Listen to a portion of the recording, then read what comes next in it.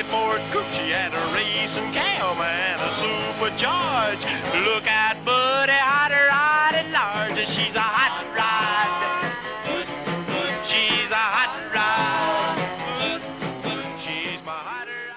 I've been talking about this for, oh God, this goes back 5 years. Wasn't just recently we talked about this, you and I. Little boy, Atlanta, 4 years old, back seat, Jeep.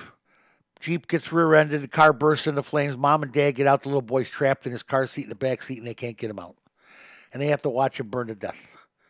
Well, the $40 million that they were awarded has been held up at the Georgia Supreme Court. It's been held up there, getting $40 million from Chrysler, and that's just one of many people that they had. But this is the most dramatic I heard of. A little boy like that in that Jeep debacle that Sergio Marchionne dragged his feet. He purposely dragged his feet. He decided that the slower he recalled those vehicles, the more of them would get burned up and he wouldn't have to do it, and they wouldn't have to do them. That's just insane. Why they let him do that? Well, here's a good example, and this is for my buddy Nick up at WHFB. This is the biggest recall ever, Nick, without a doubt. Since they've been doing recalls in the '60s, I've paid attention, and I tell you what, I've always been a car guy, always, and I'm going to tell you this: nothing in scope. The GM probably would have been bigger in scope, but GM has clout and gets away with murder, and they got away, literally got away with murder. Executives from Honda, Ford, and Key Safety Systems, the company that is buying Takata, will testify March 20th before a Senate subcommittee in the Takata airbag recall, which, by the way, is our lawmakers feel is going way too slowly. I'm sure the recent deaths of two guys from the Ford Rangers this year, they were involved in minor accidents. They were killed by their airbags going off when was a spark plug that ignited this new probe. There's no doubt in my mind. Ford actually issued a do not drive request to some 33,000 Ranger owners still using these trucks with no clue as to this debacle. Stay tuned on this one, guys. Takata strikes again. I'm telling you, the hugest recall ever isn't even close to being done. And Ford and General Motors have been dancing around the Takata thing. Everybody else is facing up to it. Honda, Toyota. Of course, they were the biggest users. Honda, Toyota, and all of them were the biggest users of Takata airbags, and they've recalled them. They've been true. But guess what? Certain companies have danced around it. Volkswagen's another one. Chrysler's another one. Well, guess what?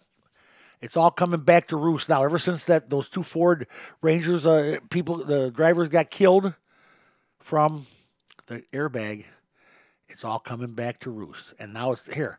This is a follow-up story that was late last night I got. GM, Fiat Chrysler, Volkswagen, Mercedes. All have 3 class action suits filed against them in the federal court in Miami. I hate that. Miami. Anyway, the federal court in Miami, they have 3 federal suits filed against them, class action, using testimony from class action suits that have already been filed against Honda, Toyota, and the other companies that have fessed up. These are companies that haven't fessed up. You know, what is this lawsuit about? It's about them knowing. These manufacturers knew they were putting bad airbags in their cars. They knew it. How long did they know it? Oh, my God. So listen here. Here's the deal.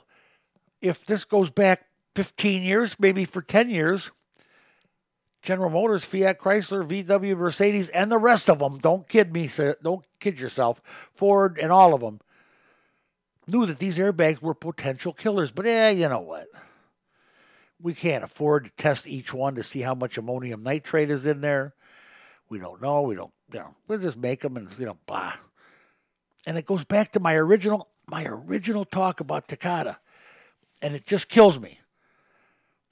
But all the deaths before the Takata airbag started, what was that, 7, 8, 9, maybe 2009, when we first started hearing about it and reporting about it, all the deaths prior to that in car crashes that thought, well, it wasn't that bad a crash. How did this guy get killed? They had no idea. How many people did Takata kill? And the car went to the junkyard and got crushed, and the man went to the grave, or the person went to the grave. How many people did Takata kill before we knew what happened? My God. And these manufacturers are being sued because they knew. Now, to me, it doesn't get any worse than that. It really, that is as low as low can go. I don't care what your production specifications are. I don't care how many cars you got to pump out every week. If you're putting a killer airbag in the steering wheel or in the dash, you should stop what you're doing and think about it and retool somehow. Somehow. I don't care how long it would take. It's just wrong. It's just wrong. And you don't know. Again, it goes back to my old story where you're rolling the dice. You don't know if you got one of the killer airbags or if you got a good one.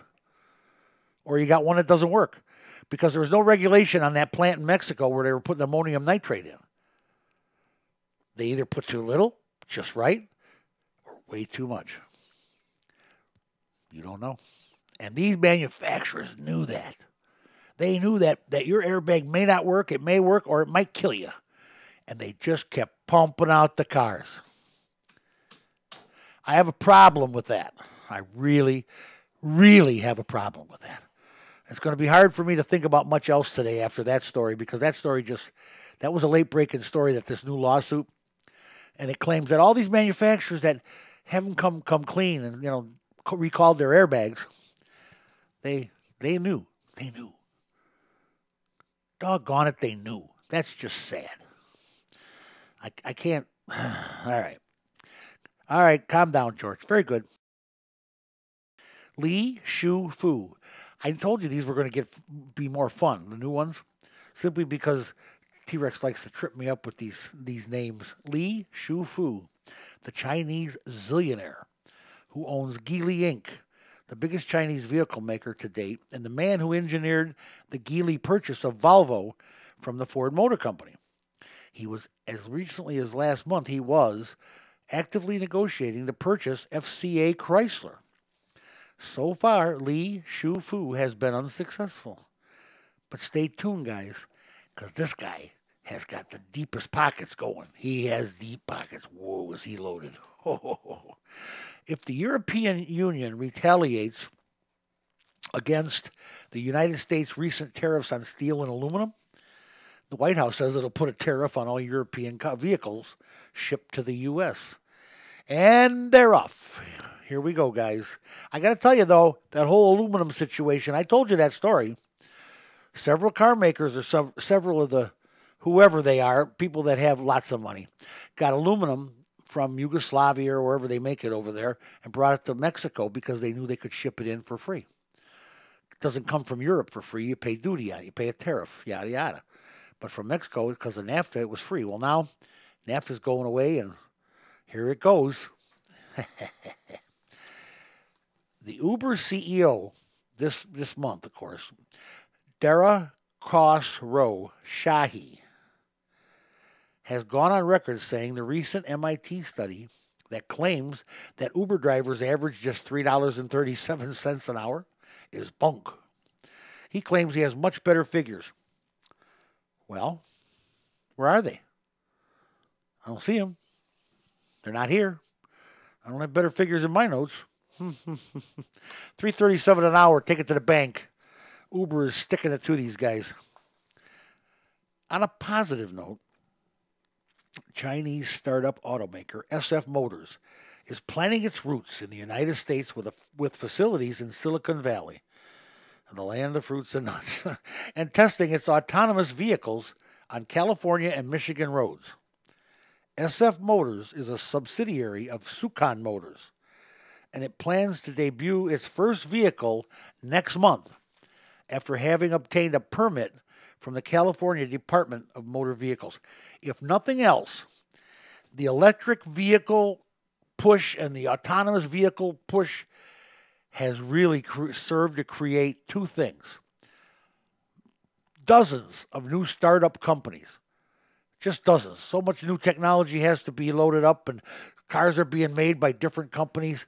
And there's just the subsidiary companies. It's amazing. It's absolutely amazing. And it's really, really been good for our economy. And it's really going to get better. Because all these places are going to need plants. They're going to need to make things. They're going to need assembly line people. They're going to need technicians. They're going to need designers. They're going to need engineers. And they're all going to be right here in America, and I love it.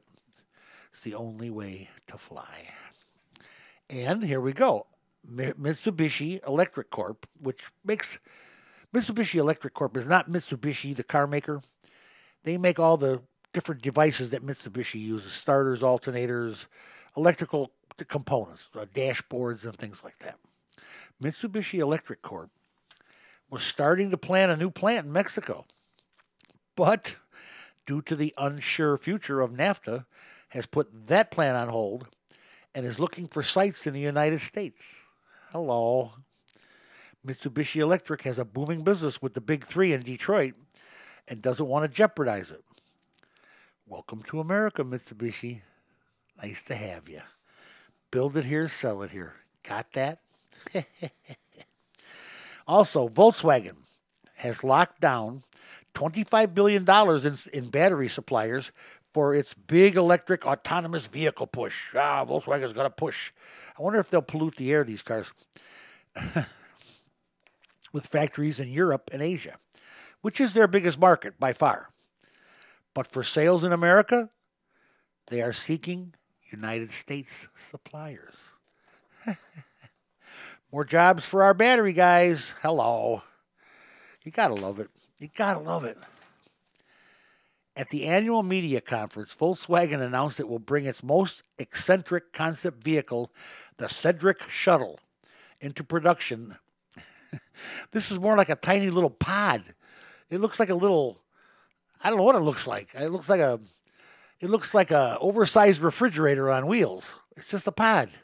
It's like the old Airstream trailers, only real small and rounded on the ends and four wheels.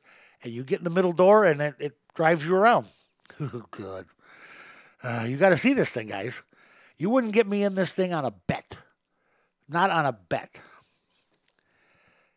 Porsche. I call it Porsche. I'm old school, remember? Porsche has thrown its hat in the ring, joining Daimler and Geely and Itala Design, that's a company in Italy, in the all-new race to develop the flying car. So let's just forget about the autonomous car. We're going to make one that flies autonomously. Ugh. Can you imagine my 90-year-old grandma flying above those traffic jams, zooming in on the bingo parlor, or maybe landing at Blue Top for a cup of tea? I mean, who knows? I mean, who really knows? What happened to the autonomous driving technology? Now we're all done with that. We haven't even got the electric car right yet, and we're saying our autonomous driving technology is done. Now we're going to make the flying car. Hello. Ford Motor Company announced this week it will replace 78% of its lineup, North American lineup, within 2 years. Does that mean they're going to get serious about electric, autonomous, fuel cell? Who knows? But they're going to replace 78% of their North American lineup. Come on. What's wrong with the vehicles you got? They're selling like hotcakes. Jeez. Well, I guess every so often you got to start over.